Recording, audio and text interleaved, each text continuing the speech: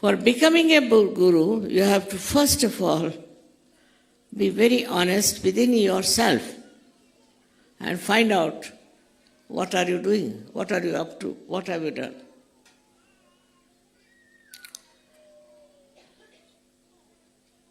We have 6 enemies, as I have told you.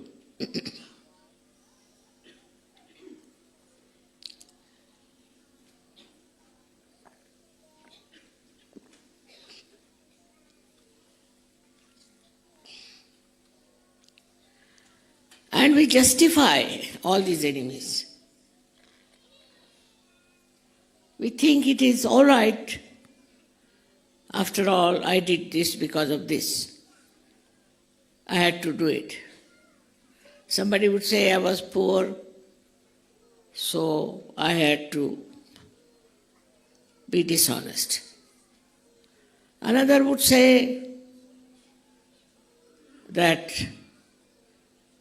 I had to tell lies.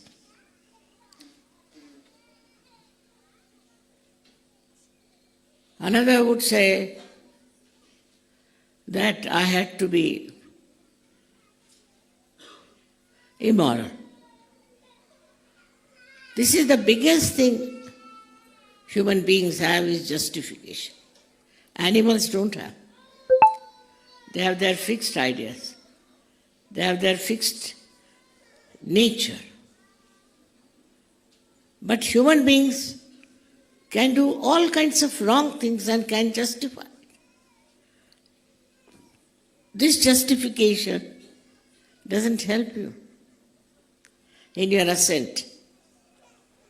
I did this because of that. It never helps you.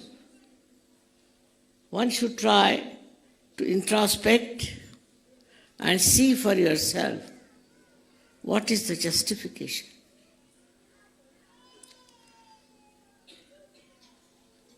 So when you start supporting yourself in doing all kinds of opposite things, how can you rise?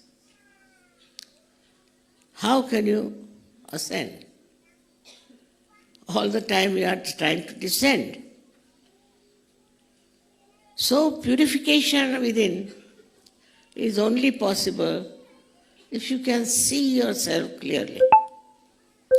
If you can't see, how will you purify? If I can't see in the mirror, how will you see what's wrong with my face? So when you start seeing the truth and comparing yourself with that, then only you can clear out yourself. But the identification should be with the truth. For example, you see in the mirror your face and you find something wrong.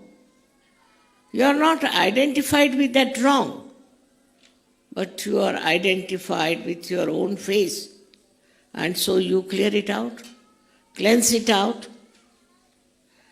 In the same way, if you are identified with yourself, you cannot get rid of it.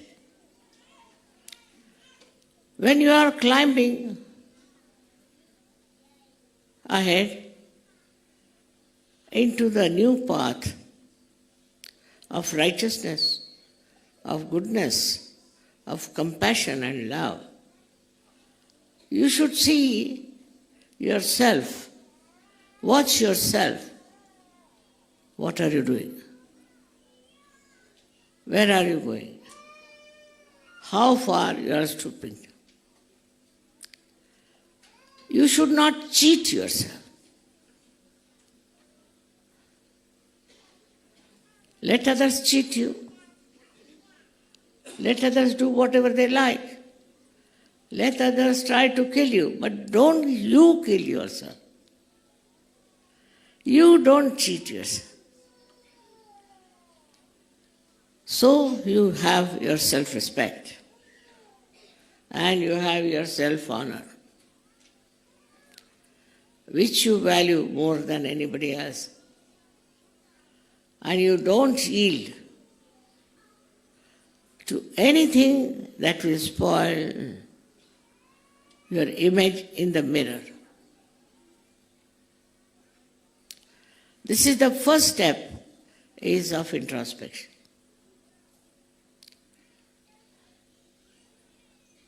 Now what helps for this introspection is your sense of love. Can you love a person who is distressful, one who is aggressive, one who is hot-tempered, one who cheats you? Can you love such a person? You cannot. Then, how can you love yourself when you have these qualities? When you do this to yourself?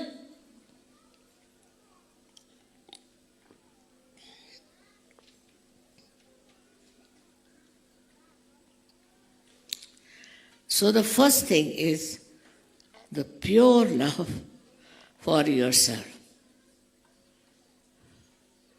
Pure love. It's such a great thing to have pure love. Like you may like to have a very nice bed to sleep. You may like to have a very beautiful house. You may like to have all the wealth of the world. But all this, will it make you love yourself?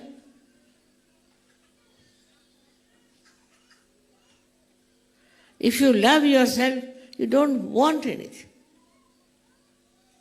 Because you enjoy yourself. To enjoy yourself is the government. So now you have got self-realization. Means you know what you are. You know what beautiful thing you are. When that is so, you should try to love yourself. And when you start loving yourself, you are not bothered about all nonsensical things.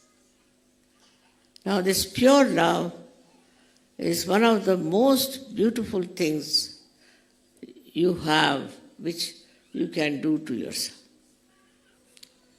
When you are selfish, you are not loving yourself. When you are unkind, you are not loving yourself. When you are aggressive, you are not loving yourself. Because you are loving all these bad things. But yourself is pure. It's absolutely pure and beautiful. And it loves all that is beautiful and good. So this is the beginning of your self-realization. When you realize how important is yourself, you don't have wrong ideas about yourself. You don't justify all the wrong things you do. Because you understand that is a blemish on yourself. Face yourself in the most honest manner. And you'll be amazed to see how nice it is. Just to see the pure self shining within you. When that self starts shining, you start seeing many other things which you have not seen so far.